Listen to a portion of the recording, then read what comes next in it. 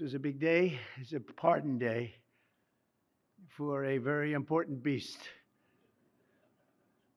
On behalf of the First Lady and the entire Trump family, I want to wish all Americans a very, very happy Thanksgiving. It's a great time of the year, and our country is doing really well economically like we've never done before. Today, we continue a time-honored American tradition. Well, that's a well-trained turkey. See how happy he is? In a few moments, I will grant a full, absolute, and unconditional presidential pardon to two handsome Thanksgiving turkeys, and this is their lucky day. This is a lucky day for them. But before going any further, I want to make an important announcement because you remember last year, after a thorough and very rigorous investigation by Pam Bondi and all of the people at Department of Justice, the FBI, the CIA, the White House Counsel's Office, and the Department of Everything. We have a Department of Everything. You know what that is? I think that's called the White House. Into a terrible situation caused by a man named Sleepy Joe Biden. He used an auto pen last year for the turkey's pardon. So I have the official duty to determine, and I have determined that last year's turkey pardons are totally invalid, as are the pardons of about every other person that was pardoned other than, where's Hunter? No, Hunter's was good. That was the one pardon, Pam, that was good, right? The rest of them are all invalid. I don't know what the hell you're going to do about that, but now we're going to take a little of the joke, and that is a mess. But they're hereby null and void. The turkeys known as Peach and Blossom last year have been located, and they were on their way to be processed, in other words, to be killed. But I have stopped that journey, and I am officially pardoning them, and they will not be served for Thanksgiving dinner. We saved them in the nick of time. This one has plenty of time, but they were saved in the nick of time. We're thrilled to be joined today by Vice President JD Vance, Second Lady Usha Vance, their daughter Mirabelle, and along with Attorney General Pam Bondi, Secretaries Marco Rubio, Scott Bessent, Pete Hegseth, Brooke Rollins, Howard Lutnick, Linda McMahon, Scott Turner, Administrator Lee Zeldin, who's done a great job. A nuclear power plant gets approved in less than a week. Okay? I'm only kidding, but pretty close to that. And we have more. Where is Lee? Stand up, Lee. One of my great superstars. Thank you. It used to take 20 years before you got rejected when you put in an application. Now we're doing them in a matter of weeks, right? And that's why we have the biggest plants anywhere in the world. We're leading in AI. We're leading in everything. Our auto plants are pouring back into our country. Wait till you see the jobs coming with them. But many of them are under construction, but Lee's done a great job in getting those approvals. I appreciate it very much. FBI Director Kash Patel, who's been very busy and doing a great job. Also, thank you, Kash. Along with members of, you got a following, Kash. Along with members of Congress, and in particular, I want to mention Jason Smith and David Rozier. Where are those two guys? Come on, stand up, fellas. What good people. Jason knows more about the tax code than any living human being. He knows so much, we don't even want to hear about it, right? Too complicated. We're going to make it a simpler code. But we did in the great big beautiful bill. It was just passed. Your imprints all over that, and it's amazing. The biggest tax cuts in the history of our country for middle-income people. The biggest tax cuts in the history of our country for middle-income people. And the biggest jobs bill ever passed, and nobody thought we could get that one done. I'm glad. We actually put 4 years, actually probably 8 or 10 years, but we put 4 years worth of material into one great, big, beautiful bill. So that worked out very well, and I want to thank everybody for working on it. JD, that was a great, well, you know, we were going to do it in small bills. We're going to have 18 bills and do it along the process. I'm glad, Scott, that we got it done. Because dealing with these Democrats, I think that was our one shot. But we have it all in one great, big, beautiful bill. Thanks as well to the chairman of the National Turkey Federation and the CEO of Butterball. That's a big deal. Jay Jandren Where's Jay? Thank you. Stand up, Jay. Thank you very much. Along with his wife Leslie and their 3 children, as well as the farmer who raised these 2 magnificent birds, Travis Pittman and Wayne County, North Carolina. I won Wayne County by a lot. That means you had to vote for Trump, I think. I won by 92%. I like Wayne County. They're doing all right, right? And this is like a record-setting turkey that's going to be saved. The turkeys being pardoned today go by the names of Gobble and Waddle. When I first saw their pictures, I thought we should send them, I shouldn't say this. I was going to call them Chuck and Nancy. But then I realized I wouldn't be pardoning them. I would never pardon those 2 people. I wouldn't pardon them. I wouldn't care what Melania told me. Darling, I think it would be a nice thing to do. I won't do it, darling. These are 2 of the largest turkeys ever presented to an American president, over 50 pounds each. It's the largest we've ever had. And those are big turkeys. Are they as good as the normal-sized turkey? Better or as good? Do they tend to be a little fatty, maybe? No, he said no. He knows the turkey business.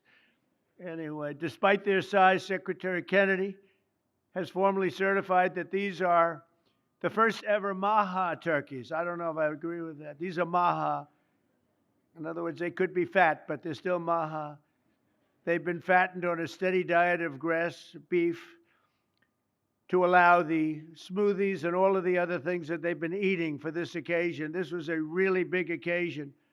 But they've eaten every fattening food that you can eat. We wanted to really make them special, and they really are. They're like record-setting. I've never seen a turkey that big before. Are they violent at all? Will they attack as I walk over? Because if they were, I'll stay right up here. But as you know, we're a tough on crime administration. We are tough on crime. You know, our border had 0 people coming in for the last 7 months, right? 0. I mean, even I find that hard to believe. They had millions and millions of people pour into our border from prisons, from mental institutions, gang members, drug dealers. They poured in to our country like we were stupid people. We're not stupid people anymore. But nobody's ever seen anything. The job that they've done on the Tom Homan, Kristi Noem, the whole group, the job they've done on the border is almost like a miracle. We have. And the people that make these statistics that said 0, they've said 0 for the last 7 months. It has to be like a few people got in, but they say 0. And they're radical left Democrats to do the scoring. So I can't imagine they did that for us. The truth is, we have no people coming into our country illegally. It's an amazing statistic, and I'm very proud of it. And we have the most people working in the United States today by far than we ever had in the history of our country. So those are all good numbers. But instead of pardons, some of my more enthusiastic staffers were already drafting the paperwork to ship Gobble and Waddle straight to the terrorist confinement center in El Salvador. And even those birds don't want to be there. You know what I mean? It was a tough. I'd like to thank the president of that country. They do a rather efficient job. It's got to be the largest prison in history. I've never seen anything like it. And a lot of people are behaving on our streets now. You know, Washington, D.C. is considered a safe zone. This was one of our most unsafe places anywhere in the United States. It is now considered a totally safe city. I won't tell you about murders. We're having murders, like a lot of murders, on a weekly basis. We haven't had a murder in 6 months. And it doesn't sound good even to say that. We haven't had a murder in 6 months. But when you are averaging 1 and even sometimes 2 a week, and you haven't had 1 in 6 months, you can walk with your family down the middle of any street, go to a restaurant, you won't get in. They're opening new restaurants all over, and it's really been a beautiful thing to see. So Washington, D.C. is now a totally safe city. And a year ago, it was a criminal mess. We removed, Pam, 1,700 people, career criminals, and people that came to this city from Venezuela and many other places. They were let out of prisons, and they came here. They were Tren de Aragua, a lot of Tren de Aragua, that's from Venezuela. And we got them all the hell out of our country, or they're in prisons now. And you can walk down any street in Washington and you're going to be just fine. And I want to thank the National Guard. I want to thank Pete Hegseth. The job you've done here is incredible. And I hear you having the same kind of success in Memphis, Tennessee, where you had an even worse situation. And Memphis crime is down 64% in 3 weeks. And by the time you have 4 or 5 weeks, you're going to have it down almost where there won't be crime. And we could do that in Chicago, by the way, if they would let us. If the mayor was a low IQ person, but he should understand this. This is a very serious thing. You saw all the crime that took place last night, the night before. The woman with the burning, they burned the woman. To be talking about that now, they burned this beautiful woman riding in a train. A man was arrested 72 times. 72 times, think of that. And they'll let him out again. The liberal judges will let him out again. But we're ready to go. You know, we've been moving toward Chicago. We have a governor that thinks it's wonderful that only like 7 people were killed this week. But we are moving toward doing, and we're going to, if crime gets, it's horrible what's happening in Chicago. We could make Chicago a safe city in a period of 4 weeks. In a period of 8 weeks, 9 weeks, 10 weeks, it would be totally safe. And the people of Chicago want us to go there. And if you look at the crime that's taken place in Chicago in the last 2 weeks, just take a look. It's on the front page of every newspaper. It's out of control. The mayor is incompetent, and the governor is a big fat slob. He ought to invite us in, say, please make Chicago safe. We're going to lose a great city if we don't do it quickly. Make Chicago. We'll do the same thing as we did in D.C., the same thing as we did everywhere we've gone.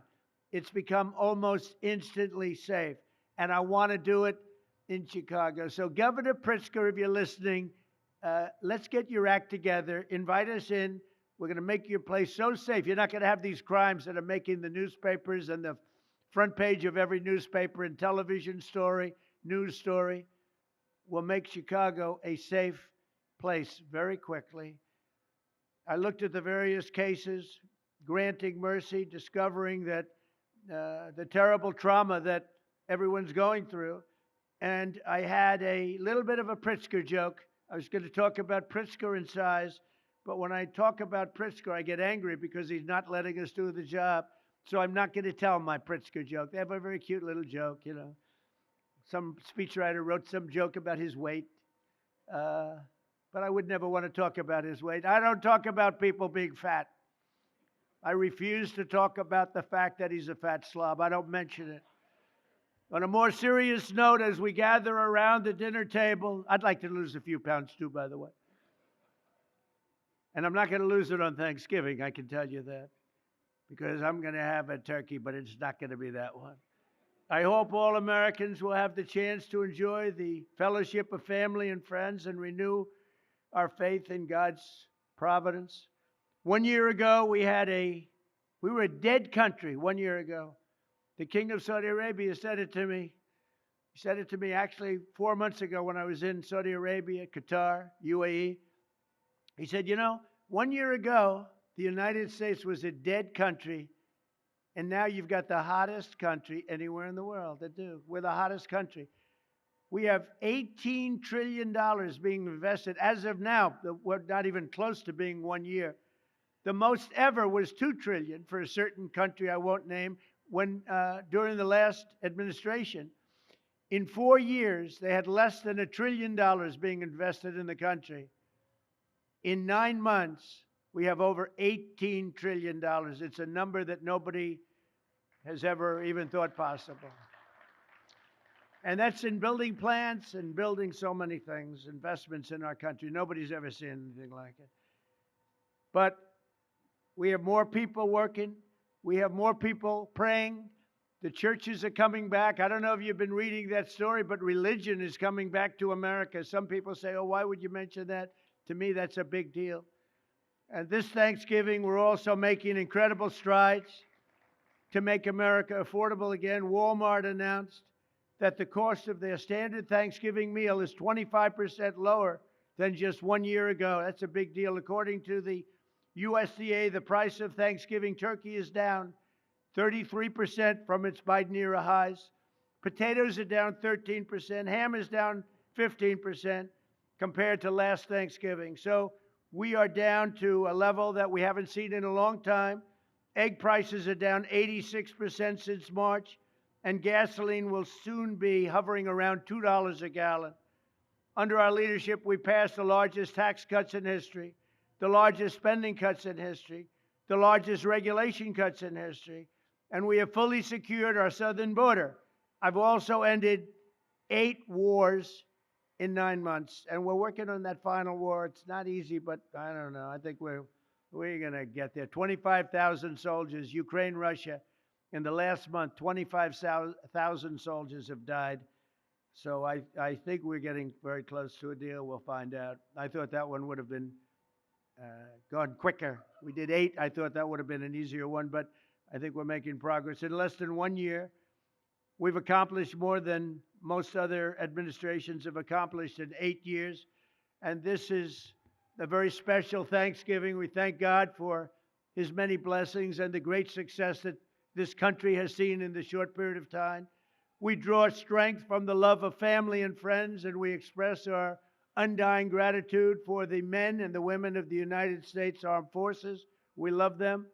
We pray that peace and prosperity will continue to bless our land, and together we'll really just keep this great drive going to make America great again. MAGA, I think it's the greatest expression in the history of politics. Make America great again. So once again, Melania, thank you for doing such a great job and being such a great First Lady. And now let's go and give Waddle. Waddle, by the way, is missing in action, but that's okay. We'll pretend Waddle is here. The gift that they've been waiting for. And I'll move over and I will just say very nicely, gobble your pardon. Come on, let's say it in front of Gobble. Thank you very much, everybody.